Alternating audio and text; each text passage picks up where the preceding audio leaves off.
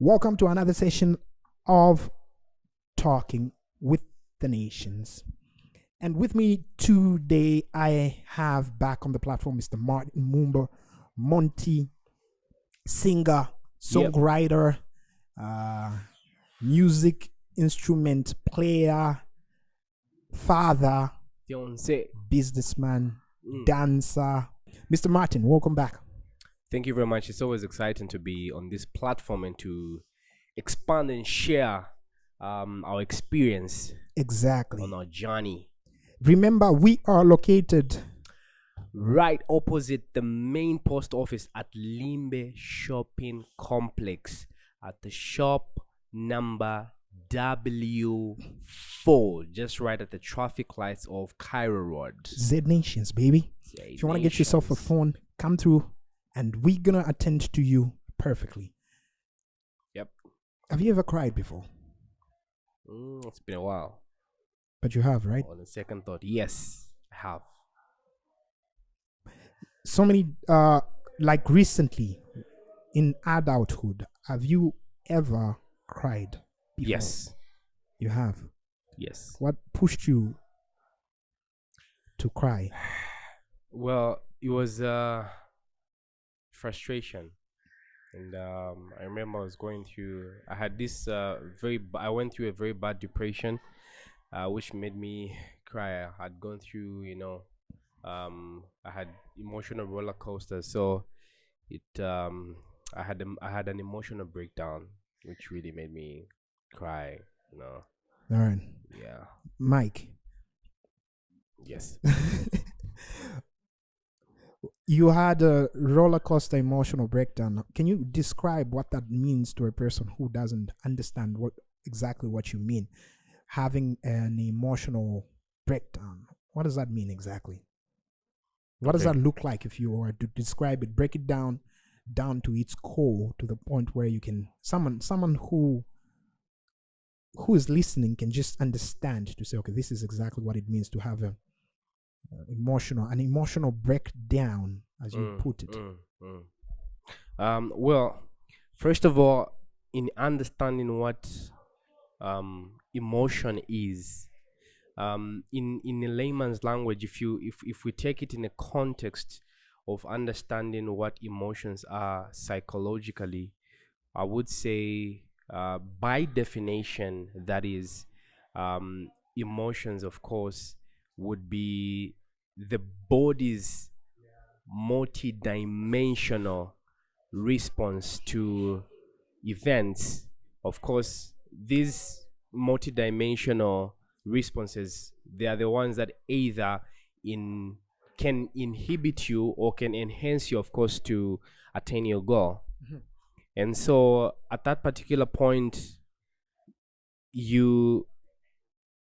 in the definition, you get, of course, to realize that, hey, look, this is the emotion that I'm going through. What is it that exactly I'm trying to, what is the goal? Okay. But of course, in this context of the emotional breakdown, of course, or roller coaster was, of course, it came with a realization of so many regrets. And the realization of there's so many regrets that had come through, of course, was the lesson, the hardships. You realize that, hey, look, I'm at a point where I can't figure out exactly what is going on. I can't really comprehend and put to words what exactly is going on in my life right now. So I need rescue right now. And your body can't really understand that. Your mind can. So it is at that particular point, of course, when you get to break down, just break down. So that is one of the dimensions that the body, of course, would respond. Would you say it's a point at which emotionally you just reach that threshold of, you know what, I've had enough and I'm not going to play this game anymore. I'm just shutting down, not allowing myself to process anything. I'm just going to cry if I have to and just do that while at it. Is that what, not being in a place of properly coordinating your emotions and being on top of your emotions, allowing them to override the system to the point at which They are in control. You are acting as you are feeling. Would you call that to be an extreme of that? An extreme of that? Would you call that to be an emotional breakdown? Sort of. I think sort of I would, just to be direct. Okay. Yeah, because it would definitely depend with the type of emotion that of course you're having or experiencing at that particular time. Okay. Yes.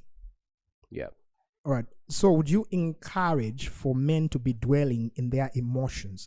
Because the now society doesn't encourage. It's a taboo for a man to be associated with anything that has to do with emotions, so to say, in our African culture. Mm-hmm.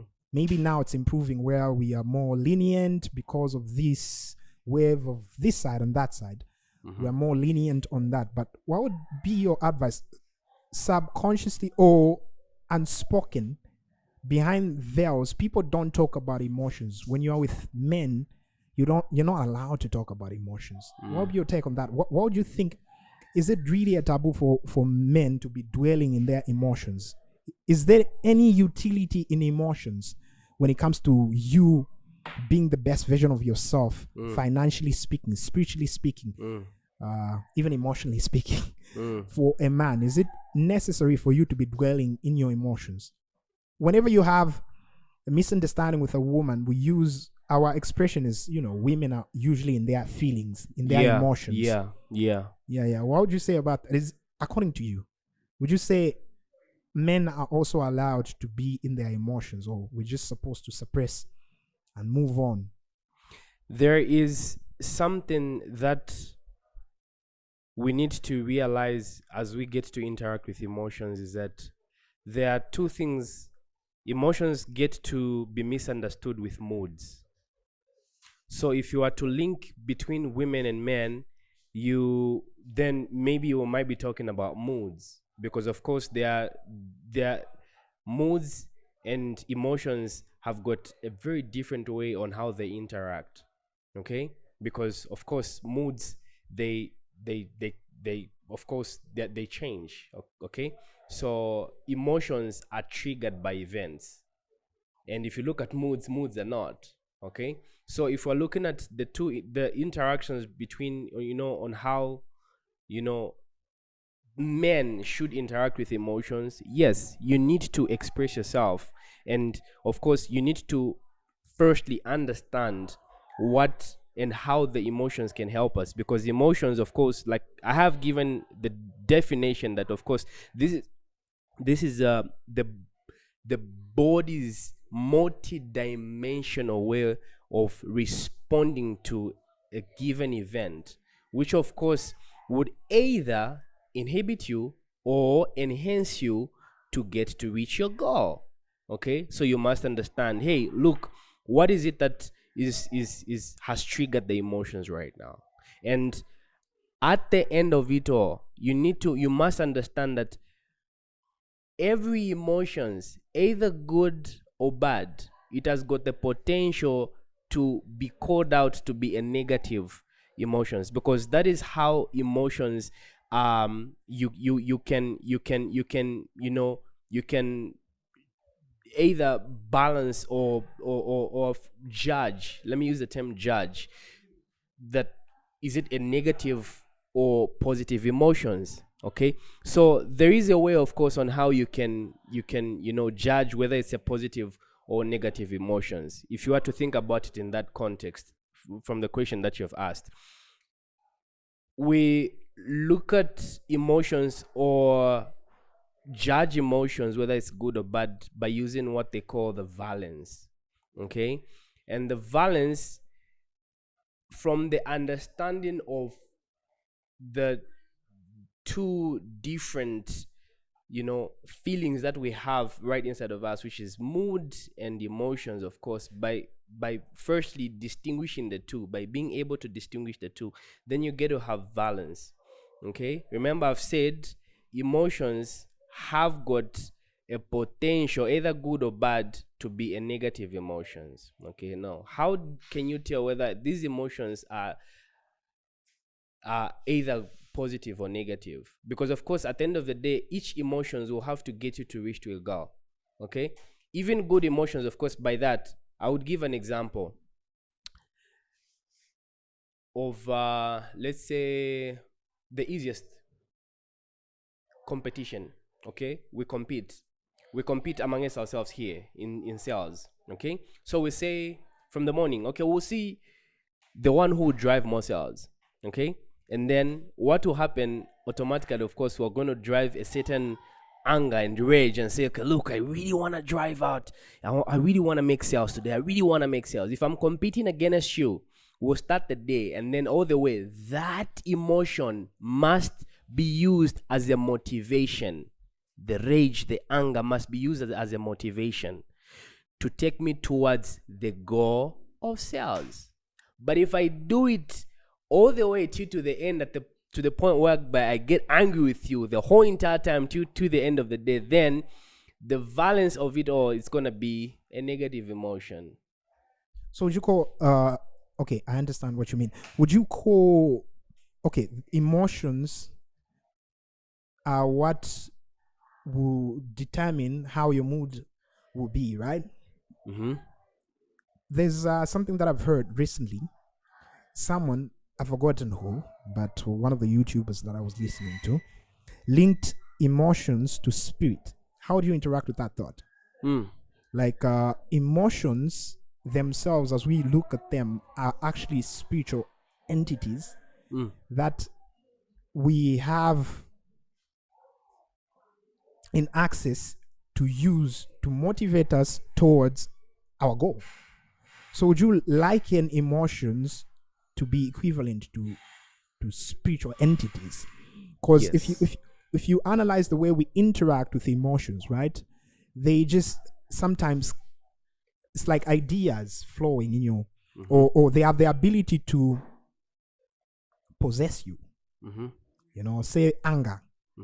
Anger has got the ability to possess you to the point where it can make you do things that after it leaves, sometimes the consequences are how Yeah. why did I do this? You know what I mean? Yeah, I can't believe I did definitely this. they can be linked, or you can think about them to be, you can attach them actually to be more spiritual. Because look, how you get to, of course, understand and know that, okay, look, I've really gone to the extreme. You need to think about the two things. Number one, the intensity of the emotions. Number two, the duration of those emotions. How long has it taken you to dwell into those emotions? Like Okay. the example that I've just given, like, hey, look, it's the duration of it all. We started all the way in the morning, and then do I have to go with it all the way to the end of the day? And how is our interaction? Have I been so angry with you, to the point that it has even turned that emotion to be a rage? Okay, and how intense is it? Has it really gotten us to the point whereby I'm angry with you instead of being happy with you and said, you know what, kudos, I'll try my best next time, after losing out on the battle of driving out more sales. You see that, right? Yeah. So you can link it to the two because of those two fundamental reasons of or processes of emotions themselves. Okay, the intensity and as well as the duration. Because Okay, there's the categorization of how you balance your emotions. It makes about character, and people say ujanoma mood. that is the intensity, and thinking about the duration as well. Is there a general specific bar that everyone needs to tune their emotions to, or is it dependent of the circumstance, or where you stay, or your location? Do you think there's a general acceptable norm of how one ought to balance their emotions? Like, Yes. generally there's a general spectrum to say you need to tweak your anger to this degree, you need to tweak your feeling of empathy to this degree, sympathy to this degree. Do you think there is a general cross-board, general tweaking of emotions that everyone is supposed to That abide? varies. It depends with your culture and your personality. Okay, it depends with your culture and personality. What do you accept, or what do you consider to be normal in your culture? That's what I mean by depending with your culture and norm. Okay, like for example, a person who has, who has got a tendency to be negative, angry all the time. Okay, you don't understand how you are able to, how you should regulate your emotions, and you don't know how long should you stay in those emotions, because a person like that, and if you think about this is in the context of communication, right? So if you're thinking about, if that kind of a person is, is they're always on high on their emotions. Okay, the only way of communicating is maybe through shouting all the time and just being on top of their voices and etc. So that would entail a lot about the person's personality or trait or character, to say, oh look, maybe this is the way that they communicate, or they think this is the way that they should emphasize on their authority. Then at that particular point, that's when we say that, look, that is a negative valence. Okay, that is a negative way of using their emotions, because of course they are unregulated kind of emotions. Because of course, even good, remember, even good emotions have got a potential to become a negative emotion. I do. I Yeah, understand. so it is how you regulate those emotions. Yeah, I do agree with that. My last remarks would be to encourage people to take time to understand what they are feeling. Sometimes it's hard for you to figure out what it is you are feeling. And there are steps that can help you to actually narrow down where you are right now in your emotions. Take yourself out. Put yourself around people, or if you are consistently around people, remove yourself out of people and isolate yourself for a while. Analyze yourself to the point where you understand why emotions have the ability to create.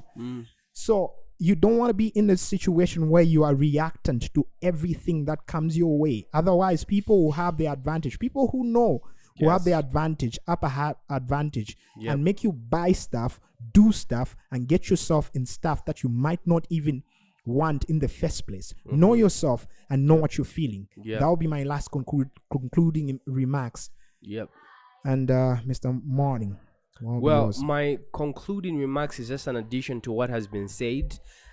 Our interactions with emotions pretty much are, you need to understand that emotions, it is not every emotions that needs to be reacted on.